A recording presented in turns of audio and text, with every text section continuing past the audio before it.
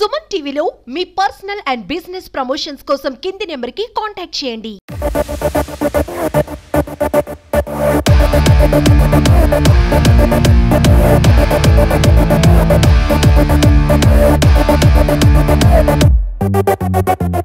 Global star Ram Charan Tej game changer మరి కొద్ది క్షణాల్లోనే ప్రారంభం కాబోతుంది. ఎయిర్పోర్ట్లు అన్నీ కూడా హుటాహుటిన చేసిన పరిస్థితి.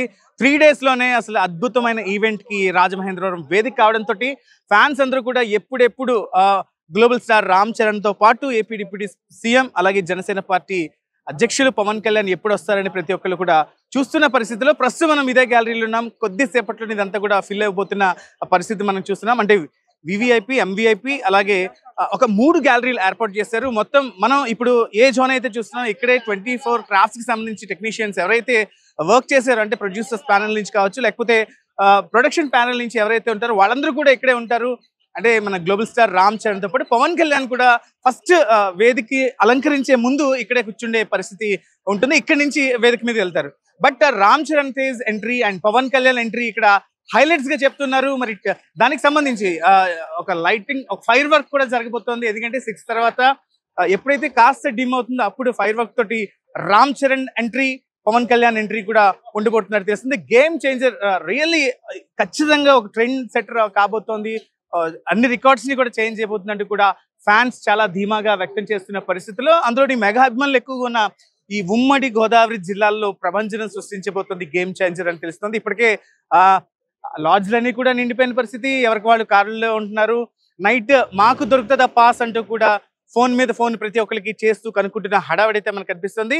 మనం ఎప్పుడో చూసే సంక్రాంతి హడావిడి ముందే ఉభయ గోదావరి జిల్లాలకు వచ్చిందని చెప్పొచ్చు. దీంతో పాటుగా హైదరాబాద్, ఇతర రాష్ట్రాల నుంచి, కర్ణాటక నుంచి కొంతమంది ఫ్యాన్స్ వస్తున్నారు. సుమన్ టీవీ కూడా కాల్ చేసిన పరిస్థితి ఉదయం చూసాం. ఎక్కడ దొరికితే మాకు పార్స్ ఒక్క మిషన్ చెప్పండి అంటూ కూడా వాళ్ళు రిక్వెస్ట్ చేస్తున్న పరిస్థితిలో మొత్తం అంటే లేటెస్ట్ ఇన్సిడెంట్స్ ని దృష్టిలో పెట్టుకుని పోలీస్ యంత్రాంగం పూర్తి స్థాయిలో కట్టుదిట్టమైన భద్రతా ఏర్పాట్లు చేసిన పరిస్థితి. ఎందుకంటే వాలంటీర్గా వివిధ ప్లేసుల నుంచి అందరూ కూడా వస్తారు కాబట్టి మన పార్కింగ్ విషయానికి చూసుకున్నట్టయితే ఒక 5 జోన్స్ ని వీళ్ళు ఏర్పాటు చేశారు. ఒక్కొక్క జోన్ లో ఒక 20 వాహనాలు పట్టే విధంగా 2 వీలర్ 4 వీలర్స్ తో పాటు ఇటు వ్యామగిరికి సంబంధించి ఇటు బొమ్మూరుకి సంబంధించి 2 డైరెక్షన్ లో అంటే అటువైపు నుంచి వచ్చే వాళ్ళందరికీ వ్యామగిరి దగ్గర డైవర్షన్ ఉంటుంది. ఇటువైపు బొమ్మూరు దగ్గర కూడా డైవర్షన్ పెట్టి ఒక 5 ప్లాట్ఫామ్ జోన్స్ అయితే పార్కింగ్ చేసే పరిస్థితి. అంటే ప్రతి ఆస్పెక్ట్ లో కూడా ఎక్కడ కూడా ఎలాంటి ఘటనలు చోటు చేసుకోకుండా ప్రశాంతమైన వాతావరణంలో ఈవెంట్ ముగియబోతున్నట్టు తెలుస్తుంది. మేబీ 9:15 to 9:30 మధ్యనే కూడా అందరూ కూడా ఇక్కడ నుంచి వెళ్లేలాగా ప్రణాళిక అయితే చేసుకున్న పరిస్థితి. ప్రతి ఒక్క ఫ్యాన్ కూడా ఈగర్ గా వెయిట్ చేస్తున్నారు. ఆఫ్టర్ లాంగ్ గ్యాప్ తర్వాత అంటే బాబాయ్ అబ్బాయి ఒకే వేదిక మీద రంగస్థలం గ్లామర్ మళ్ళీ ఇప్పుడు ఎలా ఉండబోతోంది. ఎందుకంటే పవన్ కళ్యాణ్ డిప్యూటీ సీఎం అయిన తర్వాత గోదావరి జిల్లాలో అంటే ఈ సినిమాటిక్ ఫంక్షన్, ఆడియో ఫంక్షన్కి రావడం ఇదే తొలిసారి కాబట్టి ఎక్స్పెక్టేషన్స్ అన్ని చాలా హైగా ఉన్నాయి.